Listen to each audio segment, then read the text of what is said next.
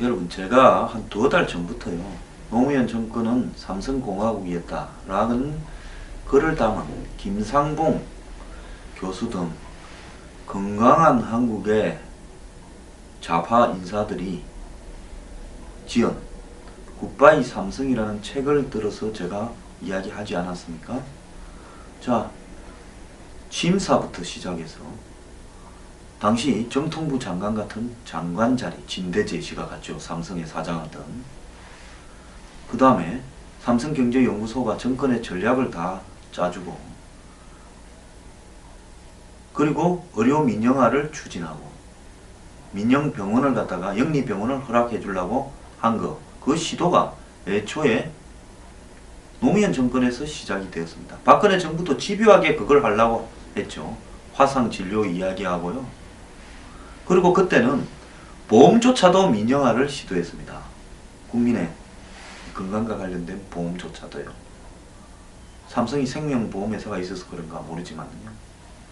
그리고 기업도시, 혁신도시 이런 거 하면서 지금 공기업들 지방으로 다 보내고, 행복도시, 행정복합도시에서 세종시 건설하고, 인천경제자유구역, 진해경제자유구역 하면서 전국의 골프장 허가 2배로 내주면서 거의 전국토를 부동산 투기판으로 만들고, 한미 FTA 하면서 한국의 수출 대기업들 이해를 늘려주려고 했죠.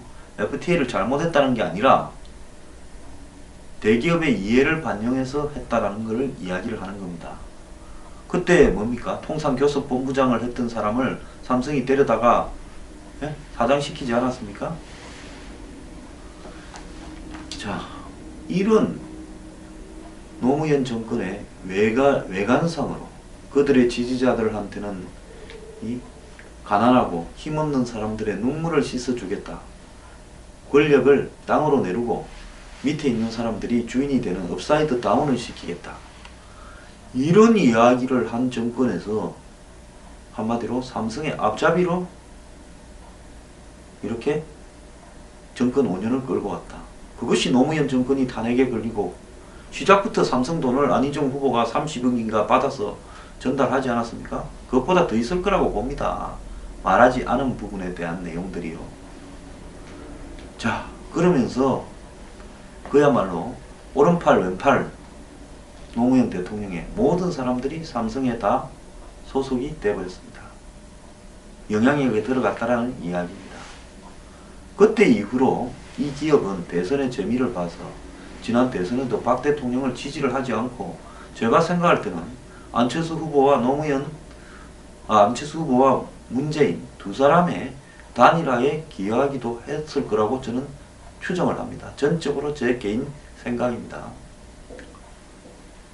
뭐 더 할 말이 있지만은 이게 본질이 아니기 때문에 그렇게 하겠습니다. 그런데도 이 멍청한 박근혜 정부는 되자마자 삼성에 대해서 대선 때 했던 소행을 생각을 하면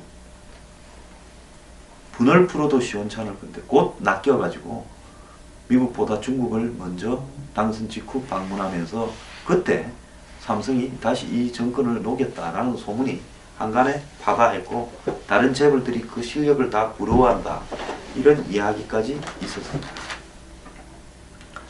자, 그때 문재인 후보는 수석 3개, 비서실장 자리 하나를 하면서 실질적으로 우광재 좌의정이라고 했지만은 실제 재미는 문재인 후보가 다 봤을 거라 이렇게 보고 있습니다. 권력의 재미. 그건 자리가 이야기하는 거 아닙니까? 그런데 제가 문 후보 보고 삼성하고의 관계 청산을 분명하게 해라고 뉴스 브리핑에서 몇 번을 이야기를 하지 않았습니까? 대답을 하기는커녕 캠프 안에 국민의힘인가 무슨 위원회를 만들어 가지고 거기에 온통 삼성 등의 사회 이사들을 갖다 놓고, 심지어 무슨 캠프에 자신의 국민성장위원회라고 경제정책을 이렇게 조언해주는 연구소 소장도 이런 삼성하고 관계에서 떼놓을 수 없는 사람이고, 그리고 선대위원장 전윤철 씨는 경제민주화는 파퓰리즘이다, 이렇게 말을 합니다. 이러니까 김종인 씨가 못 견디고 의원 자리를 던지고 탈당을 하겠다라는 것 아닙니다. 아마 이 문제만 제대로 했다면 김종인 씨는 탈당을 하지 않았을 겁니다. 박근혜 정부가 이재용과의 관계 속에서 어떻게 무너지는가를 보면서도 문재인 후보는 저는 아직 정신을 좀 못 차렸다고 보고 있습니다. 어제 이 민주당 대선 후보 2차 토론이 있었는데요. 재벌 개혁에 대해서 이재명 후보가 물고 늘어졌습니다. 저는 이재명 후보가 사드 등에 대해서 반대한다라고 저렇게 이야기하는 것에 대해서 저는 매우 유감스럽습니다. 그래서 어제 문재인, 안희정이 또 이재명에 대해서 자기들도 사드에 대해서 깔끔하게 이야기하지 않으면서도 이재명의 사드 반대라고 하는 부분을 물고 늘어진 부분도 있는데요. 안희정 후보는 화기애애하게 하자고 중간에서 코디네이터 역할을 했다는데 이 사람은 되려고 나온 것인지 속이 있는 사람인지 좀 의문입니다. 그 최승 후보는 문재인 후보 편들어서 2대2 균형을 맞추려고 나온 후보인지 그것도 또 의문인데요. 2, 3등을 잡은 다음에 공격하겠다는데 2, 3등을 잡을 기회가 없이 경선이 끝나버릴 것 같습니다. 자, 어쨌거나 이재명 후보가 문재인 후보를 이 친재벌적 성향에 대해서 공격하는 부분은 매우 옳다고 생각하고 그렇게 과감하게 이야기할 수 있는 용기에 대해서는 저는 잘한다고 말을 하고 싶습니다. 사드에 대해서는 매우 잘못한다고 말을 합니다. 자, 어제는 오마이TV에서 열렸어요. 제가 참 이해가 안 가는 게 공중파도 중계하라 하면 할 건데 종편도 하라 그러면 서로 줄을 쓸 건데 어떻게 꼭 라디오니 오마이TV 이런 데서 하는지. 다음은 어디서 합니까? 두 분하고 합니까? 다음은 뭐 어디 프레시안 TV에서 합니까? 발바닥 TV 가서 합니까? 참 이해가 안 갑니다. 그런데도 불만을 제기하지 않는 2, 3, 4등 후보가 정말 이해가 안 가는 사람입니다. 제 같으면 가서 상을 엎어버리겠습니다. 왜 아무도 안 보는 이런 데서 합니까? 자, 어제 이재명 시장은 1차 토론회에 이어서 문재인 후보가 기업의 법정 부담금 폐지를 공약했다가 말을 바꿨다면서 다시 공격을 했습니다. 이 후보는 과거 대기업에게 걷는 준조세에 대한 금지법을 만들어 기업을 권력 횡포에서 벗어나겠다라고 발표를 하지 않았냐. 그러면서 그 준조세 안에 기업의 법정 부담금, 즉 개발을 하면 당연히 내야 될 돈 15조도 포함되는데 이것도 폐지하겠느냐 그냥 두겠느냐 하고 물었습니다. 자, 겉으로 국민들이 봤을 때는 잘 모르죠. 준조세라고 하면 정부에서 재단 만든다고 돈 내라, 무슨 청년 펀드 만든다고 돈 내라, 창업 펀드 만든다고 돈 내라, 요게 준조세인데 사실상 압박을 통해서 세금처럼 뜯어가는 돈. 그런데 개발 부담금은 안 하면 낼 필요가 없는 겁니다. 개발을 해서 이득을 많이 보니까 당연히 거기에 대해서 개발 이익에 따른 부분을 일부를 회수해서 개발로 손해를 보거나 돌봐야 될 쪽에 쓰는 것은 매우 당연한 거죠. 토지 개발 부담금도 있고 우리가 모든 개발 부담금이 곳곳에 있습니다. 어떤 사람이 저보고 요즘 그러더만요. 아니 성공할지 안 할지 모르는데 개발 부담금 들어가는 그게 틀렸지 맞냐라고 하면서 저를 어제 누가 댓글로 비판했는데요. 성공할지 안 할지 모르면 안 하면 되죠. 그렇지 않습니까? 누가 하라 했어요? 개발 부담금을 내고도 그 사업을 하려는 거는 그 사업에서 이득이 나기 때문에 하는 겁니다. 이 개발 부담금이라고 들어가는 부분은 전부 땅 개발이에요. 토지 개발. 대한민국의 재벌들이 부동산에 뛰어들어서 크게 손해본 거 있습니까? 어마어마하게 이득을 보니까 그래도 쪼매내라라고 하는 거 아니겠습니까?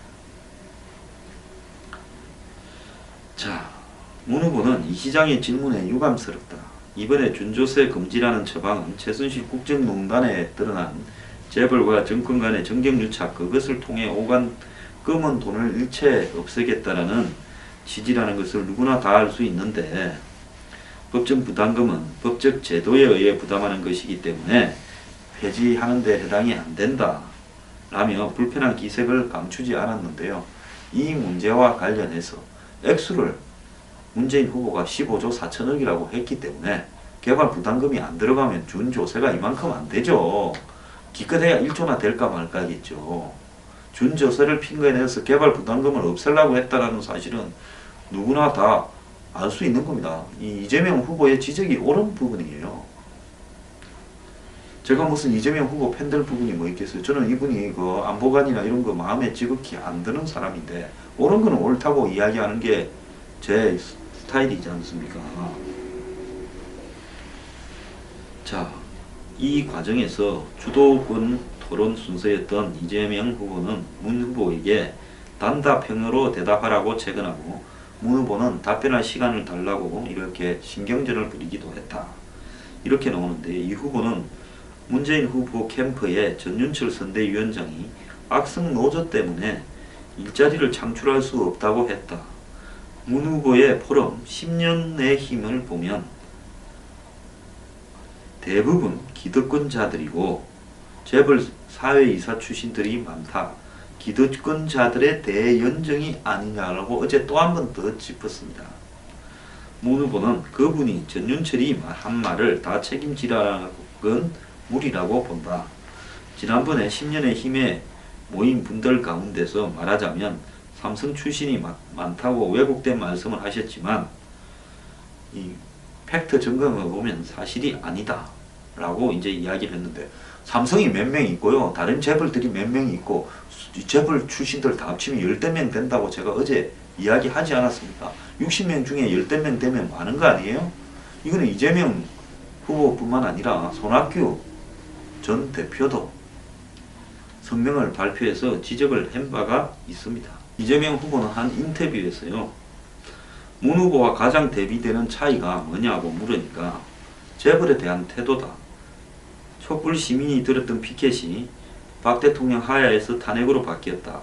그 다음에 나온 것이 재벌 해체였다. 이번 사태도 정치 권력이 재벌에 놀아난 거다. 제가 이야기한 거하고 이 부분은 정확하게 일치합니다. 재벌의 부당한 지배를 해소하지 않으면 공정한 사회가 불가능하다. 노무현 정권이나 박근혜 정권이 재벌에 놀아나 버린 부분이 역력하게 보이지 않습니까? 이명박 정권도 자유롭지 못했고 김영삼, 김대중 정권도 자유롭지 못했습니다. 다만 그 사람들은 좀 선수라서 큰 사고가 나기 전에 잘 빠져나갔지만은 이 좀 어설픈 정권 두 개가 걸려서 한 정권은 무너졌고 한 정권은 망해버렸죠. 이재명 시장은 재벌 개혁을 하지 않으면 국민이 원하는 새로운 세상을 오지 않는다. 문재인 후보는 복지 확대를 위해 정세를 해야 된다라고 이야기하면서 법인세는 정세 안 하고 무슨 수로 공평한 나라를 만들겠다는 거냐. 대기업 준조세를 폐지하겠다고 했는데 그 액수가 16조 4천억이다. 그걸 면제해주면 국민이 부담해야 될 불평등도 커진다. 그 안에 개발 부담금도 들어있으니까 액수가 그만큼 되는 거 아니냐. 이재용 부회장 처벌에 대해서도 말을 해야 한다.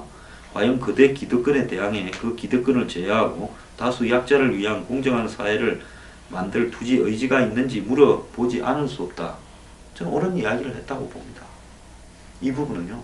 이 부분만큼은 이재명 후보가 옳은 이야기를 했다. 자, 문재인 후보. 제가 이야기했잖아요. 영장 기각된 뒤에 무슨 신문 사설하듯이 한마디 해버리고 다시 재청구를 하라든지 구속시켜야 된다든지 말 한마디 하지 않고 아니 재벌과 정권의 유착이 돼가 사실 재벌이 순진한 정권 순진하다기보다는 좀 멍청한 정권을 꼬드겨가 이렇게 최순실이라는 나쁜 여자를 넣어서 꼬드겨서 망하게 만들었는데 그 본질에 공격을 하자면 대통령은 탄핵해야 되면 재벌도 개혁해야 된다는 건 같이 말해야죠. 근데 한쪽만 이야기하고 문재인은 재벌 개혁은 말하지 않고 그 장본인 이재용에 대해서는 어떻게 하라고 말하지 않는다는 겁니다. 더 웃기는 거는 어제 이재명이 준조세 발언으로 문재인을 친재벌로 몰고 가니까 안희정이 한마디를 했는데 동지에 대한 예의를 지킵시다 라고 이야기를 했다고 합니다. 이재명이 준조세 안에 개발 부담금을 없애준다는 그런 부분, 또 법인세 인상 반대하는 부분, 문재인 캠프 10년의 힘에 이 삼성 출신들이 많이 있다는 부분 등을 몰고 가면서 자, 문재인을 코너로 몰아가니까 자, 안희정이 갑자기 한 칼로 정리를 하려고 합니다. 튀어나가요. 저는 우리 모든 후보들에게 제안을 드립니다. 동지에 대한 예의를 지킵시다.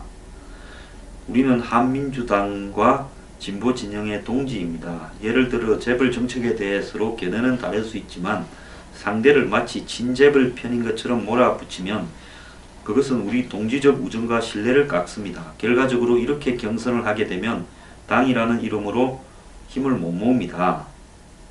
자, 그래서 이 기본적으로 민주주의 운동을 했던 사람들끼리 그 기본까지 불신하는 은사에 동의를 하지 않습니다. 앞으로는 그렇게 하지 말자라는 말씀을 드립니다. 운동권 동지들이 재벌한테 붙어먹는 공격을 하지 말고 그것이 민주주의 운동을 했던 사람의 기본이라고 말하는 안희정의 기본은 이 사람도 친재벌이 아닌가 생각을 합니다. 실제로 안희정 삼성하고 관련 많았죠.